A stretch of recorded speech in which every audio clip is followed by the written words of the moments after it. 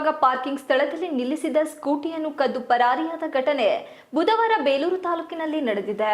ಪಟ್ಟಣದ ದೇವಸ್ಥಾನ ರಸ್ತೆಯ ರವಿ ಬೇಕರಿ ಮಾಲೀಕರಾದ ರವಿಶಂಕರ್ ಅವರು ತಮ್ಮ ಹೋಂಡಾ ಆಕ್ಟಿವಾ ಸ್ಕೂಟಿ KA18E E6097 ವಾಹನವೊಂದು ಎಂದಿನಂತೆ ಆಸ್ಪತ್ರೆ ಮುಂಭಾಗ ಪಾರ್ಕಿಂಗ್ ಸ್ಥಳದಲ್ಲಿ ನಿಲ್ಲಿಸಿದ್ದು, ತದನಂತರ ಅವರು ಕೆಲಸ ಮುಗಿಸಿಕೊಂಡು ರಾತ್ರಿ 10ರ ಸಮಯದಲ್ಲಿ ಸ್ಕೂಟಿಯಲ್ಲಿ ಮನೆಗೆ ತೆರಳಲು ಹೋದಾಗ ಅಲ್ಲಿ ಸ್ಕೂಟಿ ಕಾಣೆಯಾಗಿರುವುದನ್ನು ನೋಡಿ ಗಾಬರಿಗೊಂಡು ಎಲ್ಲ ಕಡೆ ಹುಡುಕಿದ್ದಾರೆ. ನಂತರ ಸಿಸಿಟಿವಿಯಲ್ಲಿ ನೋಡಿದಾಗ ಕಳ್ಳರು ಸ್ಕೂಟಿಯನ್ನು ಕಳ್ಳತನ ಮಾಡಿಕೊಂಡು ಹೋಗಿದ್ದು ತಿಳಿದು ಬಂದಿದೆ. ನಂತರ ಅವರು ಪೊಲೀಸರಿಗೆ ವಿಷಯ ತಿಳಿಸಿದ್ದು, ಸ್ಥಳಕ್ಕೆ ಆಗಮಿಸಿದ ಪೊಲೀಸರು ಪರಿಶೀಲನೆ ನಡೆಸಿದ್ದಾರೆ. ಬೇಲೂರು ಪೊಲೀಸ್ ಠಾಣೆಯಲ್ಲಿ ಪ್ರಕರಣ ದಾಖಲಾಗಿದೆ.